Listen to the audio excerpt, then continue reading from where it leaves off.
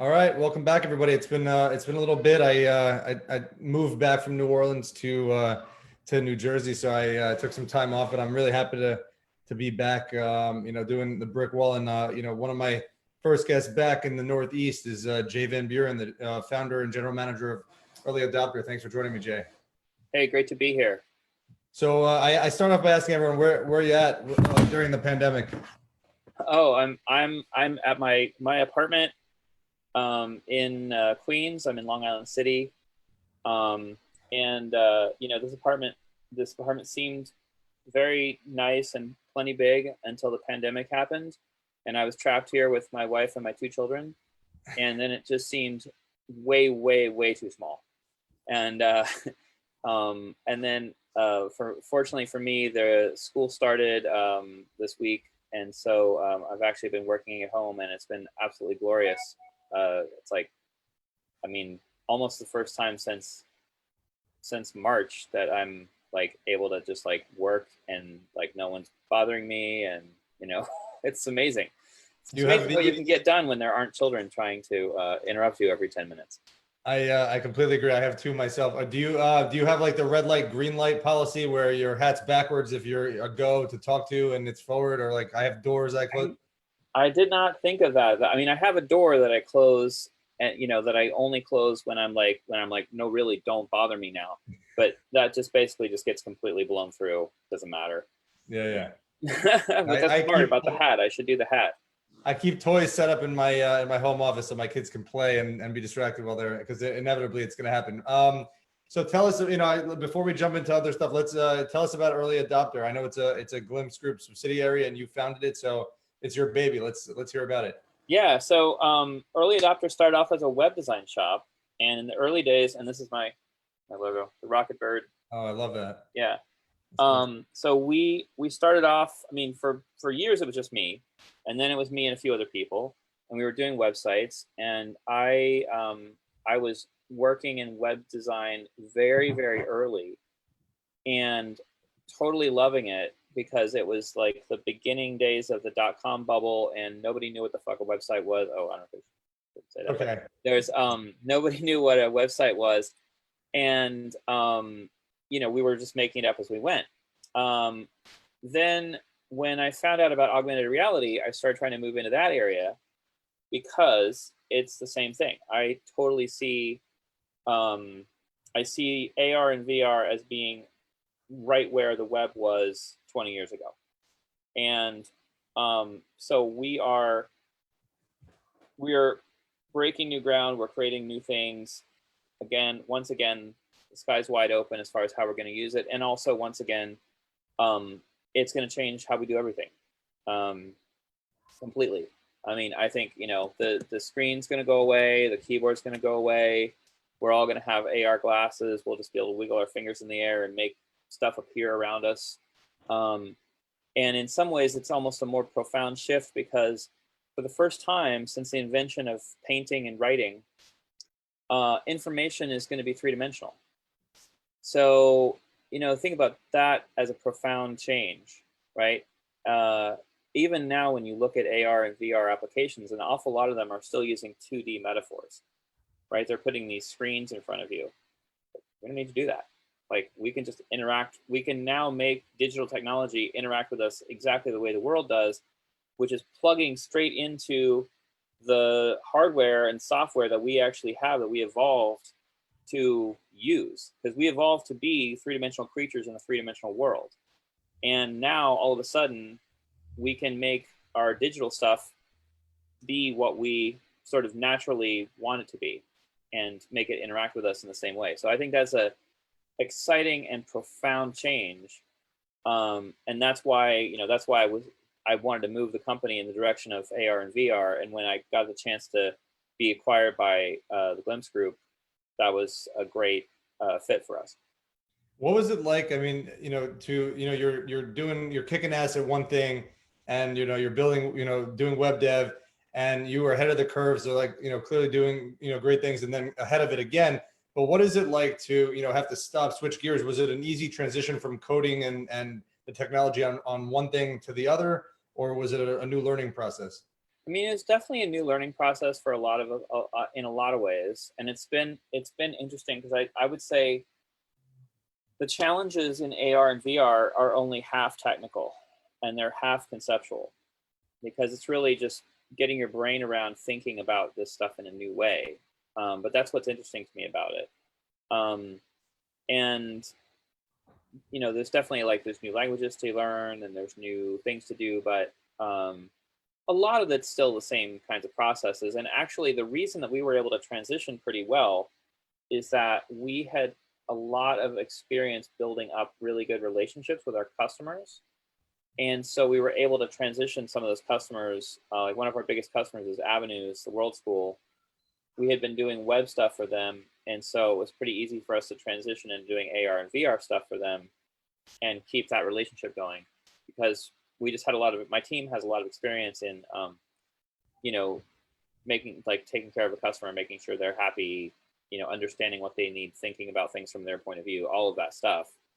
And so we were able to, that stuff's all the same no matter what kind of technology you're providing. So, I mean, I know some of the other subs at subsidiaries at Glimpse Group are working, you know, solely focused on, you know, a specific product, or there's consulting, but, you know, from, you know, higher end, it seems like you do both, because you have to pivot for different situations and in different educational environments. Can you know, give us some, you know, one or two interesting examples of, you know, consulting gigs that you've had to do? Yeah. I mean, I'll give you an example of the thing that we're working on most fervently right now. It was a product that we came up with this spring for Avenues, but we're now making it into a product that we're going to be offering to a bunch of other possible clients. And that's where we're really like kind of narrowing our focus right now and just kind of trying to focus in on that one thing right now. And it was basically an AR presentation space, and we came up with it because Avenues, because of the lockdown, because of the pandemic, they had all of their seniors had nowhere and no way to present their final projects, their senior projects. And so, because like they usually have a big fair and everybody comes and they all go around and see the presentations of the kids. Well, all these seniors, they had no way to do that. So we came up with this as a way for them to do that. So they're presenting in AR. I'm looking at AR through my phone in my space. You're looking at AR in your space, and we can talk to each other. And the fact that we can talk to each other in the AR space was kind of the key. I don't know. It's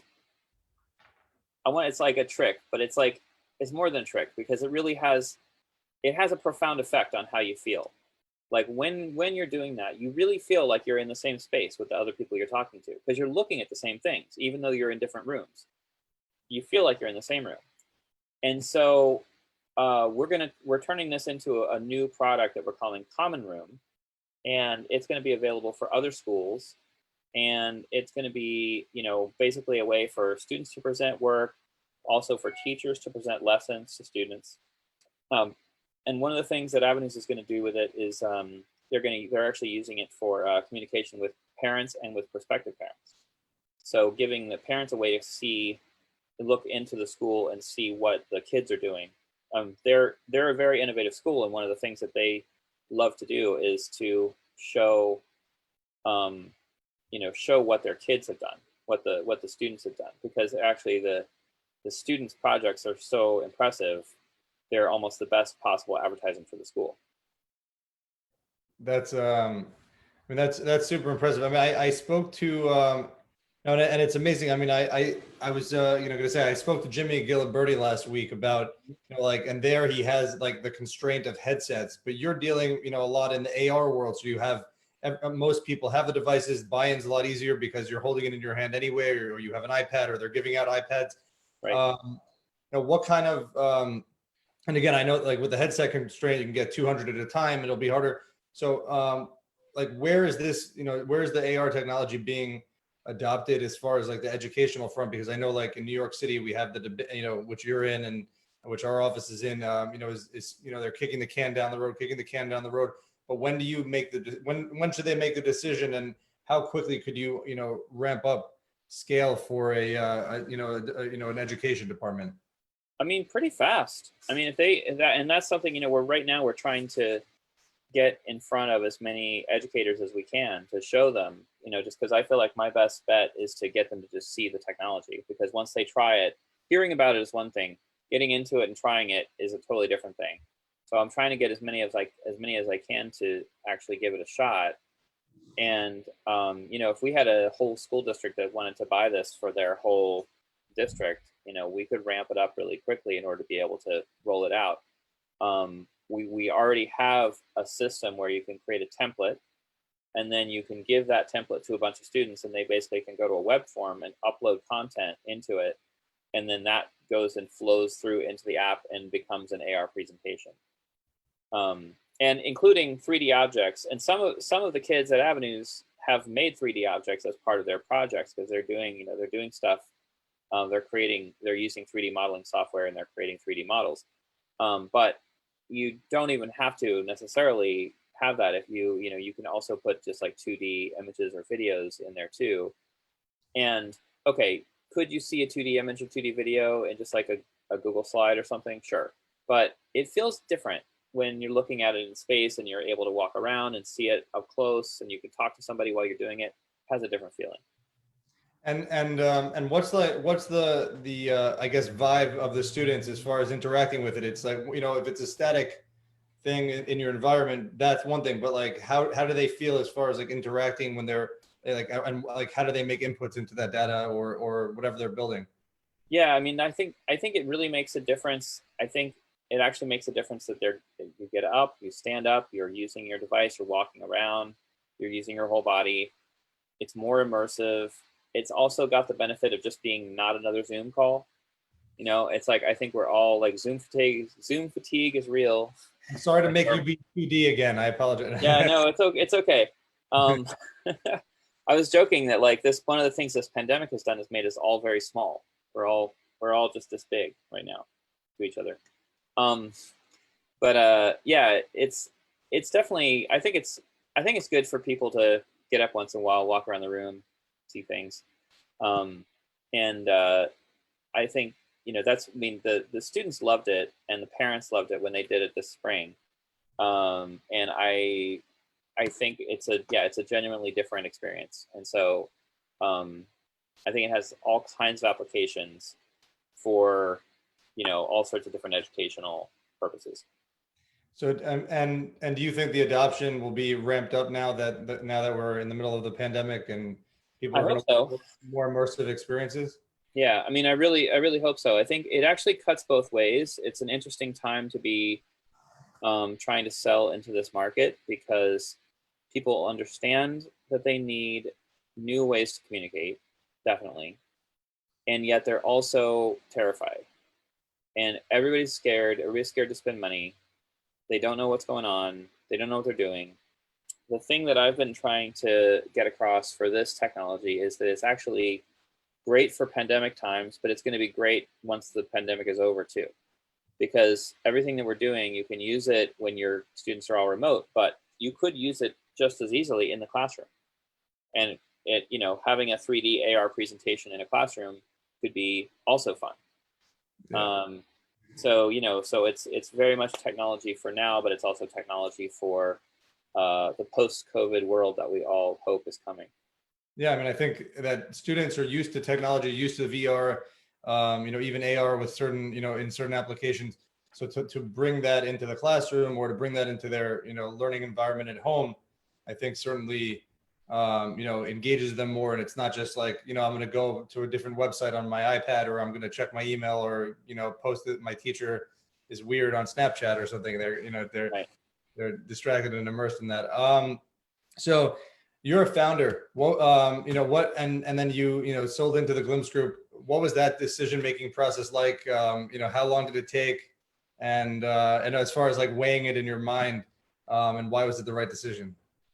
It took a long time. We actually did it really slowly. I think we started talking to them in October, and then we didn't actually do the deal until April of that, and that was 2 years ago.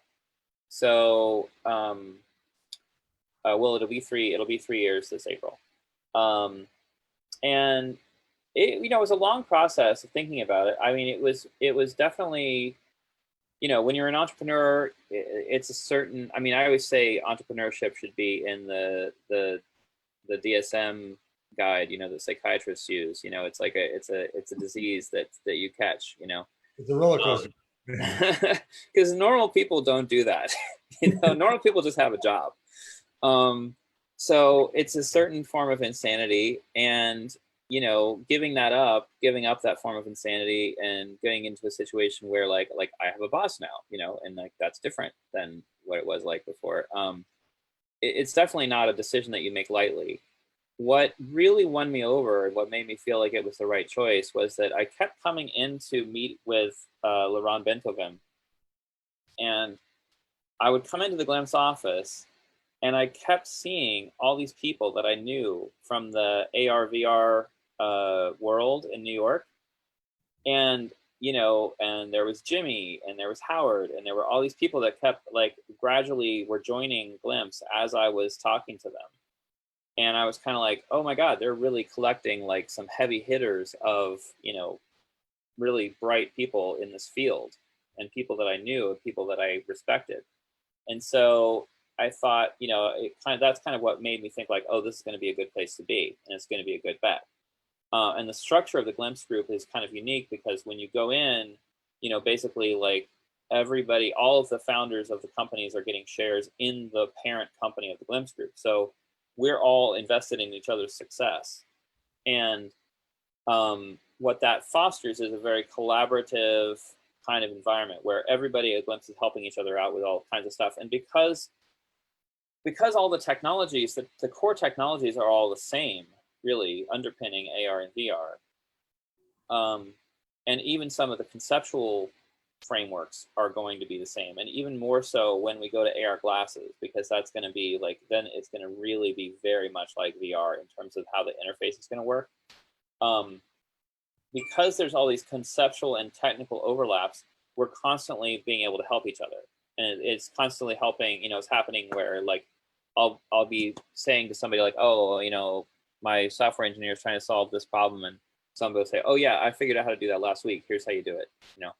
So there's like a lot of going back and forth between the different subs and helping people out, and that's really positive. Do you think so? It was like LeBron and Kevin Durant moving to a team, and you saw it, and they slowly brought you over. Exactly. Yeah. No, it's like you see who else is going to be on this team, and then it's like, oh damn, there's going to be some great people here. I'll see you at the All-Star game. I'll see you right. Exactly. As far as I mean, the collaboration, I mean, obviously it's awesome, and it's a great model that Liron built as far as like diversification of diversification of investment, right? Like, because you're all, and the fact that it creates that collaborative environment.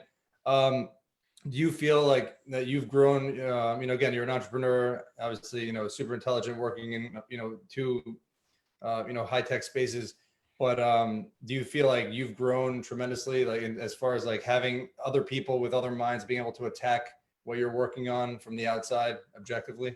Yeah, definitely. And I'm also hyper aware of the fact that there's an awful lot of different pieces to being a success in a technical field like this, or in a new startup arena. And I don't have all of the pieces at all in myself. Like I'm good at certain things. I'm not good at everything. It's kind of nice to be in an environment where, I know there's people I can lean on for the things that I'm not so great at. I can go get help from somebody else who is better at that part. And so that's been really nice. And I feel like I'm definitely, getting to be smarter about business. I'd say the business part of business was the part I was weakest at, all along. I have a background in fine art, so, I always say, well, what am I supposed to know? I'm just a painter. But I'm definitely learning a lot from being around some people who are smarter at business than I am. And I guess it allows you to focus on your core competency in being creative and doing what you want to do. Yeah, yeah, and that's really, that's really what I think I'm good at is figuring out what are the important things to work on that need to be built first, right? Like the things like how can you have, what are the features and the aspects of an experience that you can build that will give you the most bang for the buck, that will take the least time to develop, but will make the most impact, that people are going to be, oh my God, this is awesome, I need to do this. And that's sort of, to me, that's also the fun part, right? Because it's kind of it's a difficult puzzle to figure out. Yeah, you're creating a world, and then you have to edit it to make sure that it's still based in reality as far as development and popularity, and not just in your vacuum. Right, right, yeah, and that, yeah, and we'll see. I think, I mean, so far people have really been enjoying this product, but I think it's going to be a lot more people soon. We'll see. I believe so too. I think I think that the buy-in from many folks, especially with with AR, where you're able to again, I believe in both technologies, and their the glimpse represents both very well. But again, it's in everyone's, you can't see it because of my screen, but my phone, Right. my Right. It's right there. Yeah, totally. Everybody's got it, and I mean that, and that's why I'm focusing right now on AR, because I just feel like it's like it's ready right now. Like everybody's got the device. We can just do it. Let's go. So again, you made your transition early in your career, and now you're doing what you're doing. Where do you see the industry, in 10 years? We'll stick with augmented. I know you've talked about glasses, and I know Lee Rohn's talked about contact lenses and interacting like with more similar to VR. But like, what do you think we'll be doing in augmented reality in 10 years? I think we'll be doing everything. I think in 10 years, we won't even talk about augmented reality because it'll be a given that we're using it. And just like, you would never say to somebody, oh, I'm going to send you a computer spreadsheet. It's like, of course it's on the computer. Where else would it be, right? It's like, we're not even going to say I'm going to do AR, because it's just going to be like, that's just how you do everything. And I think we're going to have either AR glasses or AR contacts of some kind. We'll be able to see pretty much anything around us that we want to. It'll be social. I'll be able to see what you're seeing. You'll be able to see what I'm seeing. And I think, I think it'll be all day, every day. I think that people will definitely do VR as well, but I wouldn't even be surprised if it ends up becoming like one device, where you have glasses that can like black out everything if you want to do VR, or they just turn into regular glasses for AR. But I think it'll be how we interact with our computers will be through AR. And that's going to be really fun, because as an old sci-fi and fantasy geek, I firmly believe that there's a world of mystery and magic that's just outside what we can see most of the time. And so AR is going to make that visible. So you're making visible our blind spots that are there, but we don't. Yeah. Exactly. Yeah. This is just a follow up to this. I was going to ask it, but I think it might be interesting. In 10 years, when we're immersed in, I picture myself. I'm at a gas station and I'm filling up, and I go into my phone and I'm seeing ads for the store. And I'm seeing I know that it exists in Waze and in other technologies. Do you think that people, when they immerse themselves in this technology, will be bombarded by advertisements at a certain point, and will there have to be limitations to that? I do, and I tell you what I hope happens. I know some people right now who are working in blockchain and who are doing some really interesting work, both blockchain and privacy, right? And this is where there's going to be a dovetailing of those technologies with AR, because in general principle, you ought to be able to control what ads you're seeing, right? Apple's moving in that direction. Huh? I said Apple's moving in that direction with their new update. Yeah. Yeah. so you ought to be able to see that. You ought to be able to decide what you're seeing and what you're not seeing.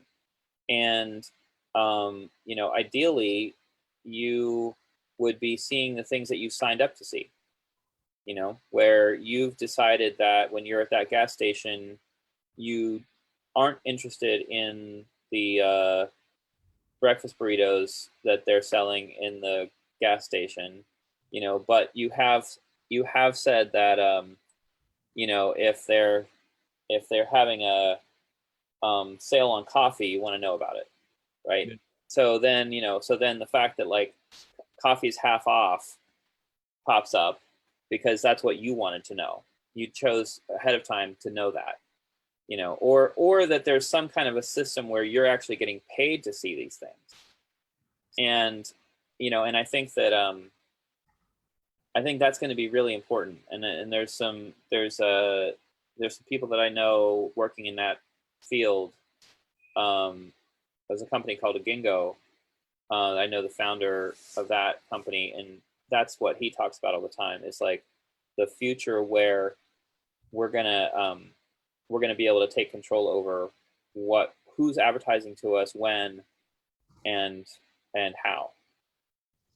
That's fascinating, and that'll change the game, because even now, not in your face in AR VR, it's still in your face, even though it's not, you know, right there in your room or whatever.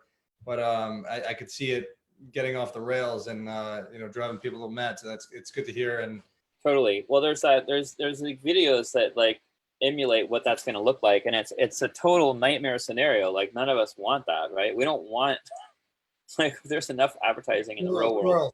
Squirrel, yeah. Yeah, you know, it's just, I mean, and it's got to be, we've got to get away from that. And I feel like it's going to happen, because ultimately, you know, if you had a choice between a platform where the platform was allowing you to control or one that wasn't, you're going to choose the one where you're going to be in more control, I think.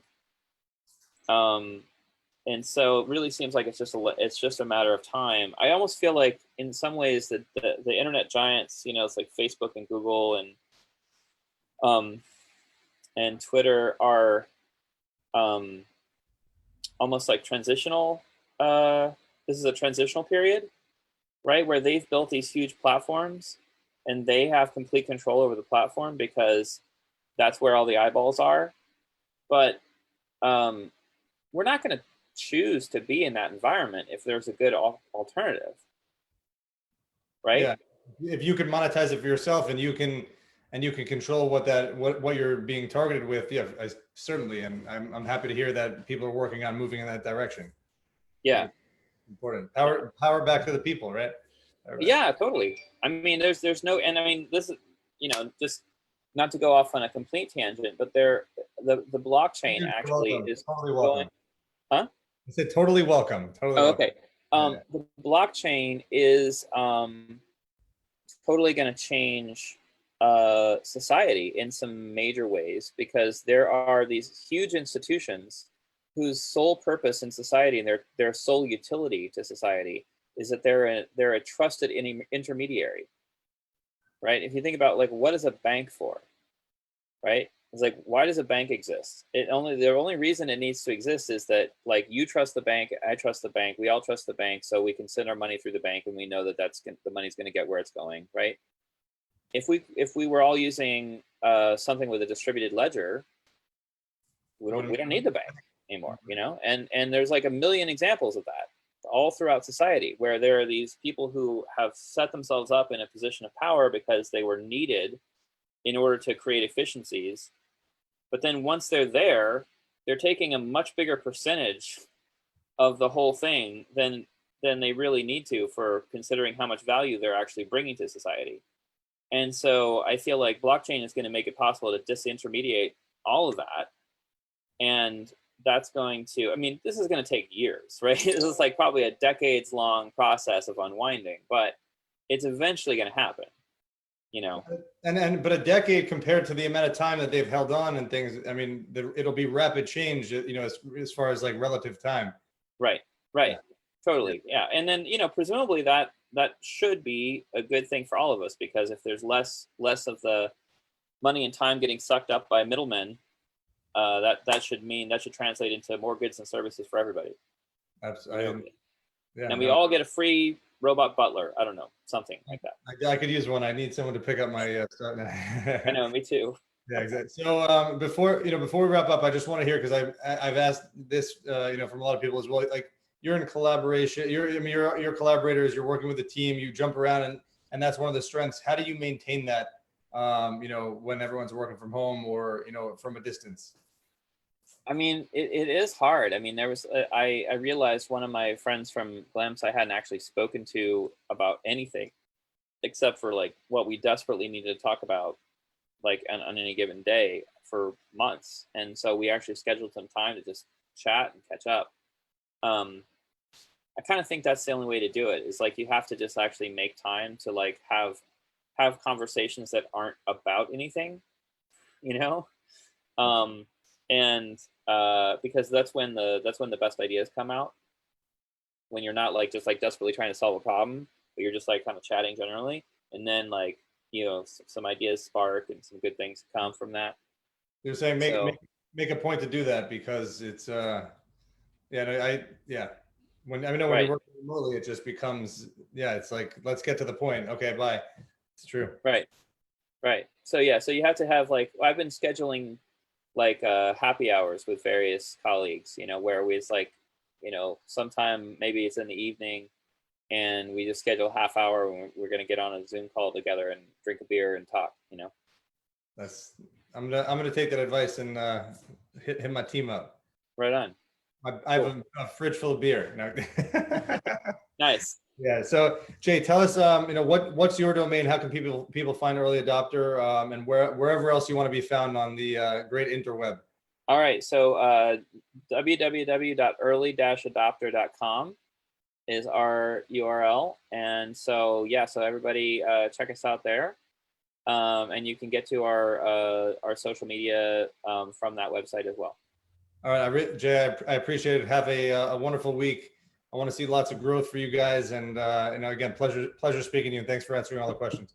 Likewise. Thanks a lot. It's been really fun. All right. Cheers, man. Okay. Bye.